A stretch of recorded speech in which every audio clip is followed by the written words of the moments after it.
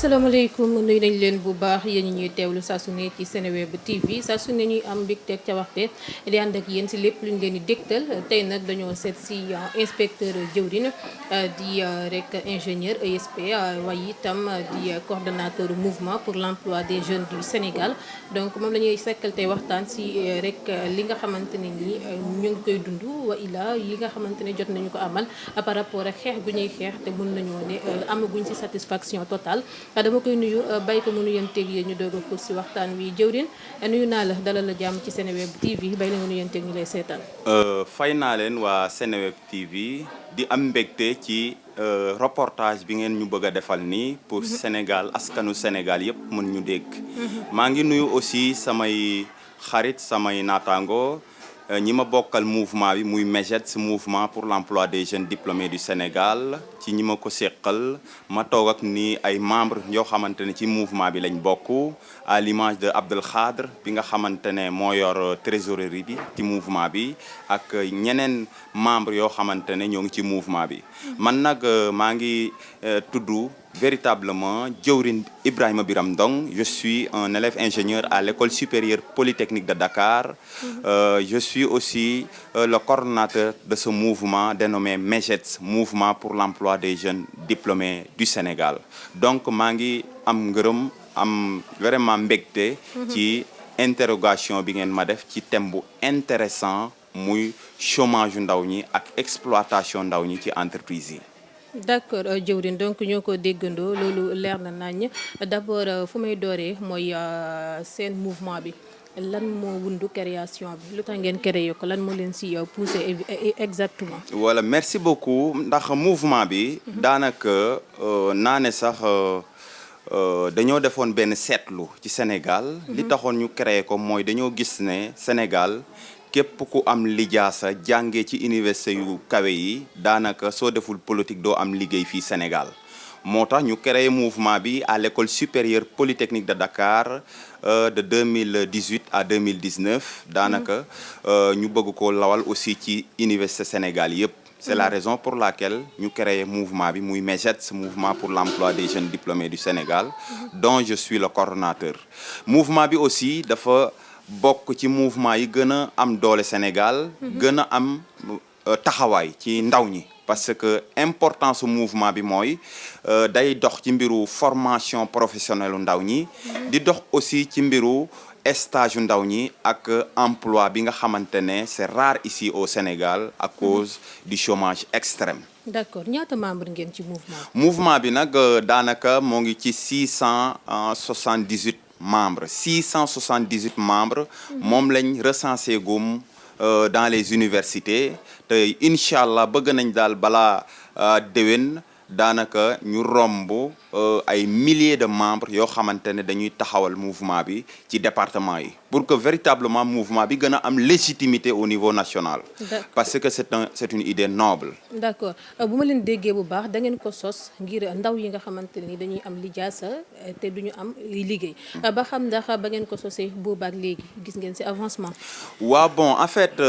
ñun sax daanaka jotoon nañ am liggéey en tant que le coordonnateur mais dañoo gis ne depuis bi ma amee liggéey ba léegi dafa am ñoo xamante ne dañoo nekk ci état di ma woo di ma naan ma bàyyi mouvement bi sinon dinañ ma dàq ci barab bi ma liggéeyee ba daanaka sax loolu moo xew daanaka dañoo gis ne teg nañ ci ay quelques weer ñu ne dàq nañ jëwriñ ci barab bi mu doon liggéeyee muy Kosiel Sénélec te foofu j'étais là-bas comme inspecteur amoon aussi un salaire de 549 000 avec un véhicule de service boo xamante ne man maa ko doon fay ci sama salaire à 150 000 francs man daal dama toog ba ñu ne dàq nañ ma ne lan ngeen ma dàqee ñu ne véritablement falsification de rapport ma ne leen ana rapport yi ñu ne rapport yooyu yoratuñ ko loolu nag mu nekk loo xamante ne métti na trop parce que tout simplement emploi amul formation amul stage amul te président dafa waxoon ne daanaka dina créer 65 000 emplois directs après les émeutes de mars dernier donc su waxee loolu ba pare ba noppi ba jeunesse bi am ñoo xamante ne am nañ liggéey ñuy licencier jeunes yi de manière injuste, de manière abusive, de manière politique et aussi de manière arbitraire ci licenciement boo xamante ne ci la yaa ma neex rek lañ ko teg boo basé wul sur aucun fondement juridique. loolu nag dañuy métti trop ñun jeunesse bi moo tax ñun ñu jóg vraiment xeex li nga xamante ne mooy injustice mooy licenciement yoo nga xamante ne mooy xew ci entreprise yi. am na tamit ay jeunes yu bëri dañ leen radier. C'est le cas de capitaine Touré ak ñeneen ñi nga xamante ne dañ leen radier donc dans la fonction publique donc radiation yi politique yi ak licenciement politique yi dafa mel ni dafa nekk benn actualité Sénégal te benn homme politique waxu ci moo tax nag ñun suñu mouvement bi mouvement pour l'emploi des jeunes diplômés du Sénégal ñu jóg vraiment pour xeex li nga xamante ne mooy injustice sociale ndax duñ ko nangu benn yoon duñ ko nangu tey duñ ko nangu suba parce que mënuñu nekk ci réew moo xamante ne réewum droit la réewum justice la réew la boo xamante ne képp koo xamante ne da nga juddoo fii da nga fi war a tekki véritablement ñuy licencier ay jeunes de manière irresponsable loolu véritablement mënuñu koo nangu moo tax daal ñuy lancer appel le président de la République mu jël responsabilité am ci licenciement jeunes yi nga xamante ne moom lañ leen di def ci entreprise parce que mon cas c'est un micro-élément parmi tant d'autres il y a des milliers de jeunes yoo xamante ne dañ leen di licencier te xamuñu fan lañ koy jooytoo moo tax nag ma ne donc dinañ ci dox ay jéego jotoon nañ bind lettre président sax daanaka ci suñu mbiru mouvement bi ba ñu tontuñu ñu ne ñu donc ñoom rafetlu nañ li ñuy def. kon suñu demee loolu kañ la woon. waaw bon lettre bi biñ ko jotee ak léegi je pense que léegi mu mat ay 7 mois ay 6 mois yooyu. yaa ngi dégg président tontu nañu ci benn lettre. mais nag lettre bi li ci président wax mooy nee na dina créer ay emploi fii Sénégal mais jusqu'à présent ñi ma wër ñii ñëpp daanaka kenn amagu ci emploi te ñu ngi ak seen i diplôme te ñoo ngi ak seen diplôme ñoo ngi ak seen lijaasa ñi ci gën a bëri sax dañoo dugg ci marchand ambulant bi di jaay ay téléphone ñii di jaay ay yére ñii di bale mbedd yi koo xamante ne dafa am master 2 wala mu nekk yaa ngi may dégg un récipiendaire boo xamante ne am na ay doctorants yoo xamante ne sax jusqu'à présent kenn inséré guñ leen ci système bi mu nekk loo xamante ne tamit métti na jeunesse bi trop parce que dans un état je pense que dans un état sérieux boo xamante ne bëgg nañ accéder ci benn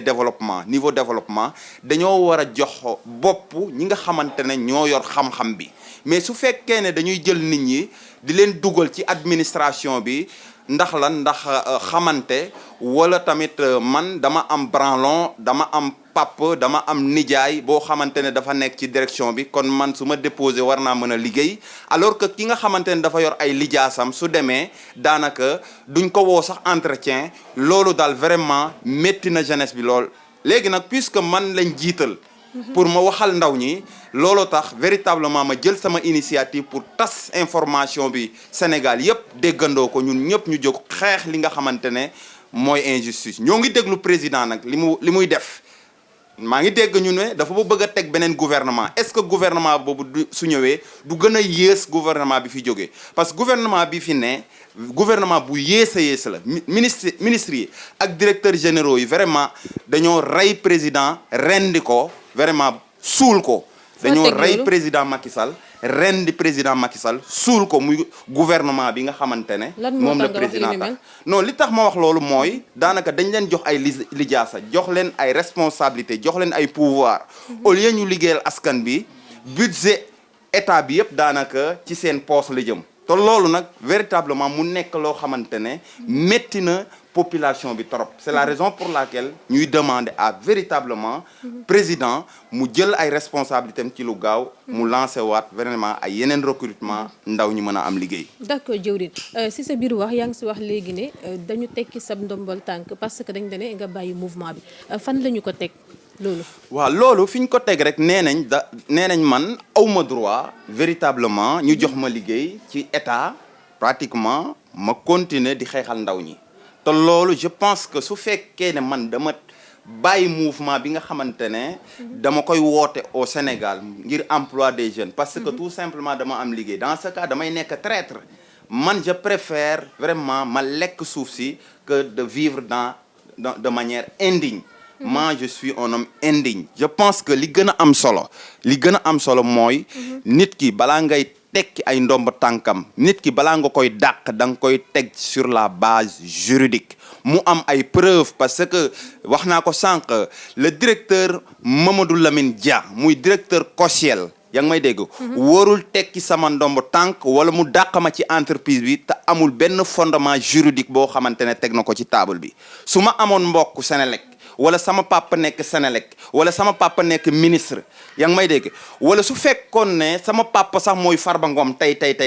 kenn du tekki sama ndomb tànk kon cela veut dire que nous ne sommes pas dans une république nous sommes dans une monarchie absolue nous sommes dans une oligarchie aristocratique te yaakaar naa ne loolu véritablement doxalul réew day indi ay frustration indi mën na dem sax ba indi ay soulèvement populaire dégg nañ fii l'événement de Mohamed Bouazizi mooy étudiant bi nga xamante ne moo nekkoon Tunisie jàng ba yor ay lijaasam amul liggéey di jaay ay fruits ci mbedd mi policier bi mu ko fekkee foofu ramasse ko mu ne ko déedéet aw ma liggéey bàyyi ma liggéey ndax man damay jaay ay fruits policier bi daal di ko forcer daal di jël bagage yi bi mu jëlee bagage am yi étudiant boobu dafa daal di mer chômeur boobu dafa daal di mertaal boppam looloo indi la révolution vraiment du printemps arabe ba daanaka président ba sax foofu la jaar ñu destituer ko mais man puisque je suis mouride je suis talibé aussi véritablement donte sama licenciement métti na trop mais damay gëm yàlla gëm ne aussi véritablement c'est la divinité mais nag loxo nit dugg na ci parce que nag damay indexé yaa ngi may dégg Biram Fay bu Fatick complice la yaa ngi may dégg Mamadou Dia bu directeur COJEL aussi complice la yaa ngi may dégg daanaka mën naa ne aussi benn cercle la bu ñu teg boo xamante ne dañ ma bëgg a écarter ci entreprise bi te loolu duma ko nangu tey duma ko nangu suba parce que injustice la léegi nag fi may dugaat mooy véritablement jeunes yi nga xamante ne ñoom ñoo bëgg a liggéey te mënuñu koo am mu nekk loo xamante ne phénomène bu garaaw a garaaw la parce que réew mi am na richesse réew mi am na alal mais alal bi dafa féetee boor depuis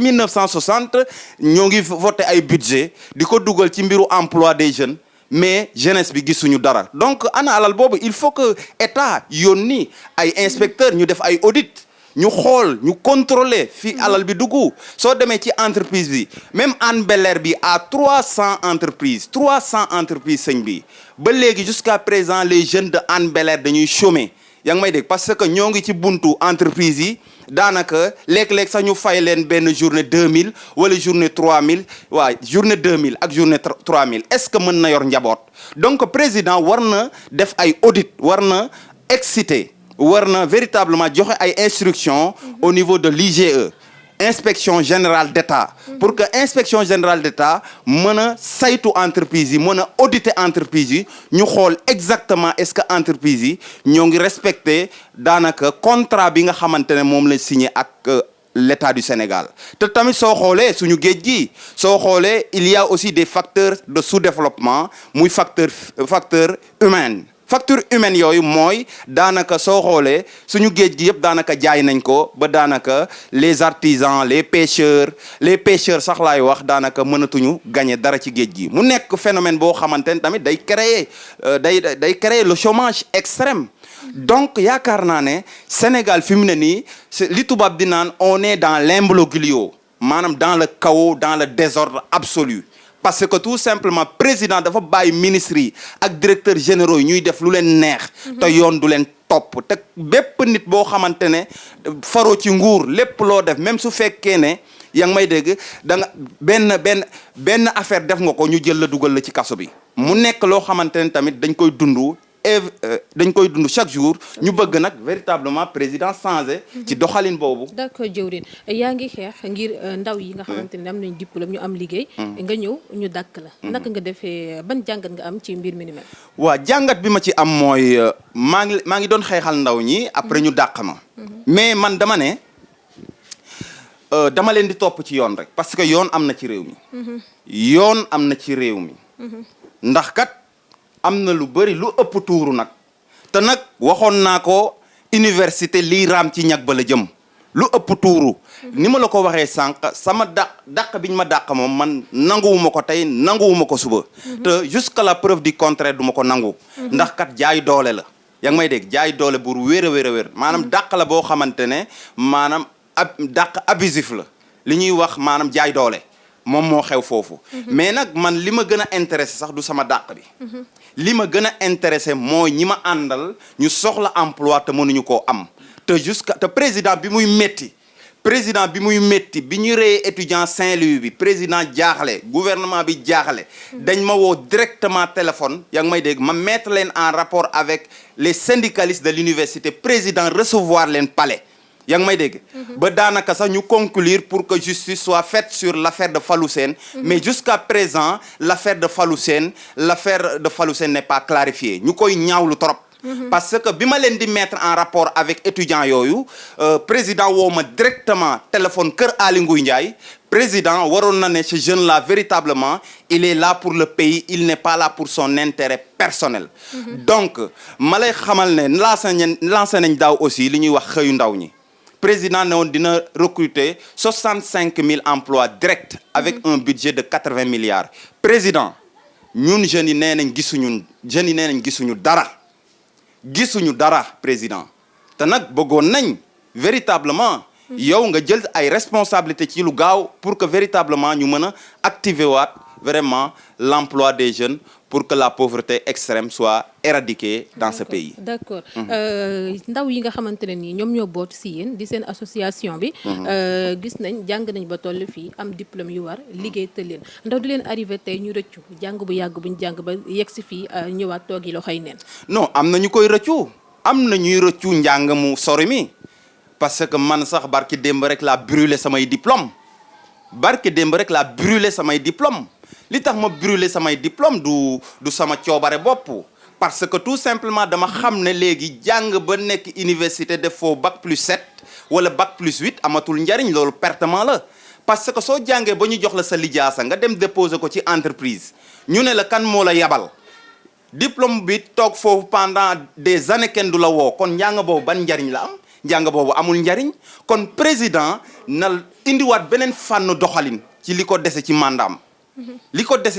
na indiwaat beneen fànn doxalin ci création d'emploi mu financer aussi les entreprises parce que entreprises yi da leen war a financer parce que am na ay entreprises yoo xamante ne grâce au Covid-19 entreprises yooyu dañoo chuter maanaam amatuñu doole am na ay soxna ay jigéen yoo xamante ne tamit yor nañ ay projet yaa ngi dégg soxla financement jusqu'à présent DER financé wu leen donc ana budget bi ana milliards yi ñu placé au niveau de la DER milliards yooyu anañu kon président war na def ay audit war na woo inspection générale inspecteur généraux d'État yi ñu dem def audit au niveau de la DER et au niveau de 3FPT parce que 3FPT aussi muy fonds de financement pour la formation professionnelle et technique moom mooy saytu mbiru formation ndaw ñi mais jamono ji mën nañ ne lu ëpp 50% des jeunes ne sont pas employables te loolu nag mu nekk phénomène boo xamante ne c'est une bombe à retardement parce que ndaw ñooñu nga xamante ne soxla nañ formation te mënuñu koo am suñu demee jusqu'à 10 ans ndaw ñooñu dañuy versé wu dans le chômage te loolu mën na yàq dëkk bi li indi nag vraiment soulèvement populaire yi vraiment ñëpp xam nañ ko mooy injustice ak jaay doole bi nga xamante ne moo nekk ci réew mi parce que ay milliards yoo xamante ne nit ñi yor nañ ko di ko fowee donc alors que véritablement population bi askan bi gisuñu dara yoon yi baaxul daanaka ay njàng mi aussi jaarul yoon donc véritablement bëggoon nañ daal kaddu bi président su ko déggee mu mën a réagir lu gaaw véritablement balaa ñuy passer à la vitesse supérieure. D'accord sa diplôme yi nga xamante ne ni lakk nga ko nga wax ma ko léegi yi nga brûlé donc gisoo ne sanction pénale mën na la si fekk ak ndax diplôme yu baax yi la wala ay photocopie la wala. non diplôme yooyu ay photocopie la mais c'est-à-dire que xam nga brûler diplôme yi loolu c'est un acte symbolique maanaam du loo xamante ne daanaka diplôme yi en tant que tel la brûlé mais li ma brûlé mooy chômage bi maanaam chômage extrême bi la brûlé maanaam dafa am leçon dafa am aussi njàngat bu ma ciy def pour que l'autorité su ko gisee mu mën a xam ne véritablement kat réew mi moo ngi ci danger parce que mënuñu yor lu mat lu ëpp 60% de la population sont des jeunes te jeunes yooyu jusqu'à présent mënuñu accéder ci emploi parce que soo amul emploi tu es déséquilibré vous n'avez pas la stabilité morale vous n'avez pas aussi la stabilité financière kon kooku mën na dem sax ba verser wu dans la délinquance mën na dem ba verser wu aussi vraiment dans la criminalité te loolu je pense que ñun ñëpp dañ koy ñaawlu kon diplôme yooyu nga xamante ne ñoom la brûlé loolu dafa am benn symbole bu mu fay joxe pour lancer alerte au président de la République xamal ko ne léegi diplôme Sénégal amatul valeur donc véritablement il faut que mu ressaisir xoolaat boppam xoolaat aussi taxawaayam ci mbiru ndaw ñi véritablement ba ndaw ñi mën a gis boppam ci réew mi parce que réew mi nag ñun ñëpp ñoo ko bokk nous sommes dans une république république mooy lu ñëpp bokk du loo xamante ne daanaka benn famille moo ko moom véritablement di ko pàccoo mais Sénégal yëpp ku ci nekk da nga war a jot sa wàll léegi nag je pense que loolu mooy république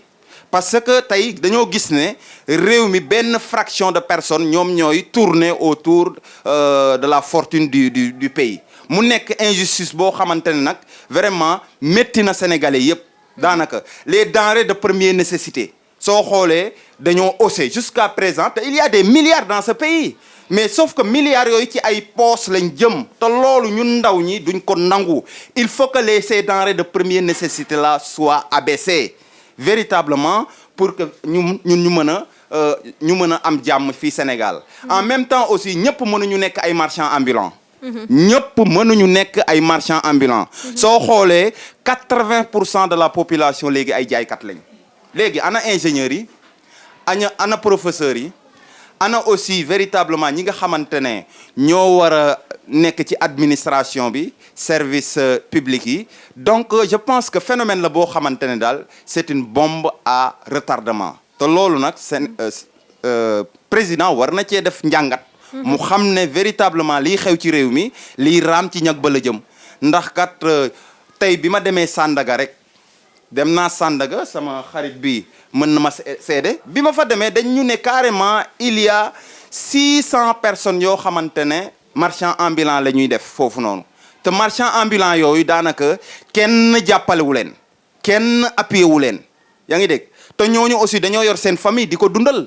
kon yaakaar naa ne war nañ jël suñu responsabilité ci lu gaaw véritablement ba président mën a ressaisir ba ñu mën a teg un état de droit un état de justice un état d'équité et un état démocratique un état où la liberté des populations sera garantie un état également où il y aura le droit qui sera garanti pour tout le monde parce que c'est la constitution qui garantit le droit de l'humanité. D'accord yaakaaroo tamit ne demande bi moom moo ëpp offre bi moo tax chômage bi bëri.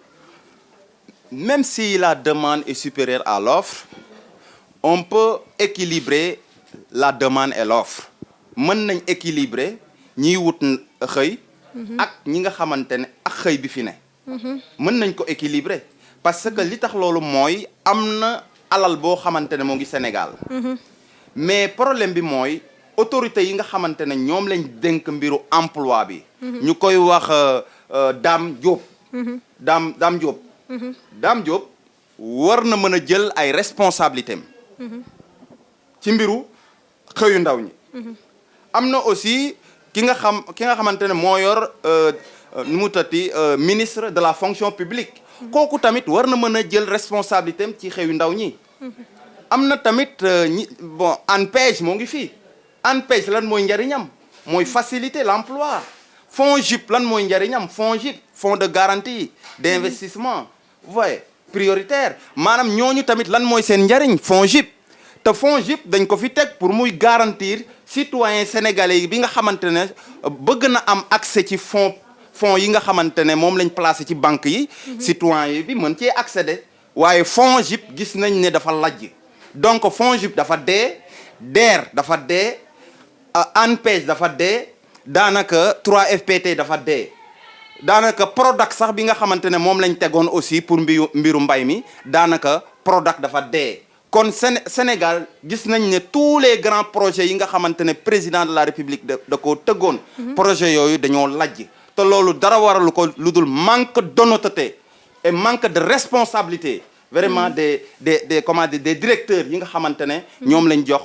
direction yi ñu koy gérer mu nekk loo xamante ne nag revendication légitime la jeunesse bi ñooy revendiquer léegi ñu bëgg nag état bi teg lu leer dañoo bëgg état bi teg lu leer ndax kat dañuy lëndëmal askan bi état bi actuellement dañuy lëndëmal askan bi ñun nous sommes des intellectuels nous sommes des récipiendaires kenn mënuñoo lëndëmal il faut que ñoom ñu jël seen responsabilité ci lu gaaw yàgg naa nag di wax vraiment di défendre tous les jeunes au niveau national moo tax daal véritablement ma jël sama responsabilité pour wax ak une fois avec le président de la République pour que mu jël ay instructions yu gaaw envoyé ko directeurs yi ak ministres yi pour que ñu mën a def seen liggéey pour ndaw ñi mën cee gis seen bopp ci mbiru xëyu ndaw ñi. d'accord jërëjëf jëwrin nga joxal ma micro bi kii à côté ñu xool lan la si yokk rek avant ñuy tëj sëñ bi ma nuyu la dalal la jàmm bàyyi la nga nuyanteeg ñu lay seetaan. asalaamaaleykum. maa leen nuyu yéen waa Seneweb TV. di nuyu aussi waa Sénégal gépp plus particulièrement suñu frère jeunes yi fi nekk yëpp nekk na ñoom di dund même problème. jàng ba ci benn dynamique bi amoo ay diplôme. ñëpp leen nuyu aussi di leen masawu ci coono boobu. nga présenté wu ñu lay seetaan. waaw man maa ngi tudd Abdou Khadir Sène. Je suis étudiant à la faculté de lettres et sciences humaines. Je suis spécialisé dans l'histoire des relations internationales. Je suis même le secrétaire général du mouvement MESET, mouvement pour l'emploi des jeunes diplômés du Sénégal. ngeen am seen i lijaasa comme ni mu waree jàng comme ni mu waree tey ñu ci ëpp wa ilaa ñëpp toog croiser les bras amuñ si lu ñu jàpp naka ngeen di dundee situation yi ni mel. Effectivement boo gisee sax loolu moo tax ñuy wax di appuyer les propos tenus par le coordonnateur Diéry Biram Ndong. parce que kat Martin Luther King bi muy défendre di wax. bu yàgg dafa wax ne l'importance de notre vie s'arrête au moment où nous restons silencieux sur certaines choses. parce que réew mi fi mu toll nii dafa noyé dans le gouffre dafa nekk ci guuta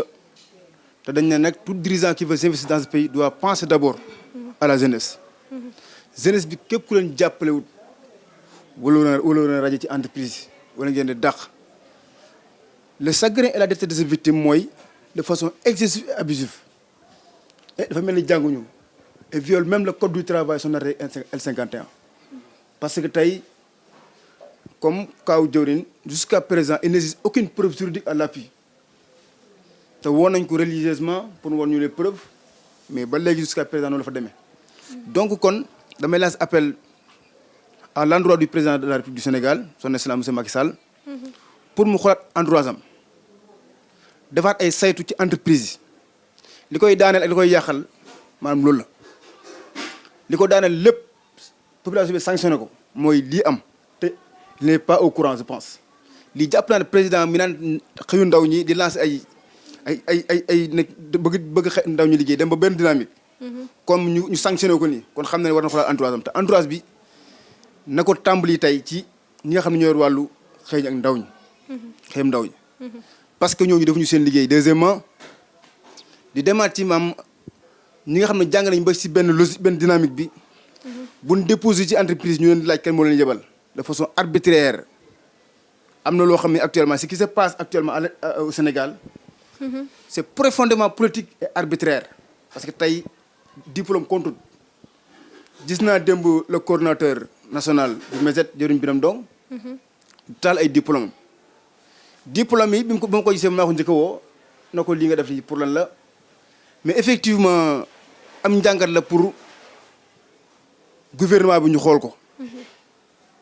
parce que tey jeune bu demee ba jël ay diplôme taal ko am c'est pas am du original yi mooy yi nga xamante ni mooy photocopie taal ko mi ngi wane ne tey diplôme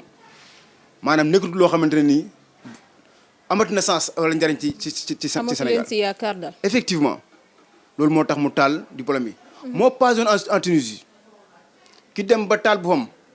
ci buntu palais ku ci nekk sa cri de cœur fa mu lay toll kon président de la République maa ngi lay lancer appel pour nga xoolaat sa entourage xoolaat gëstuwaat ndaw ñi parce que sa échec mi ngi ci ndaw ñi ñooy voté ndaw ñi ñooy Sénégal ñooy avenir Sénégal kon waroo xool leen lu ndaw ñi foofu laay dànkaaf pour nga xoolaat sa entourage ak sa bopp te nga dëppaat nga xool ndaw ñi loolu message ma la jox le président de la République du Sénégal. jaa ngeen jëf.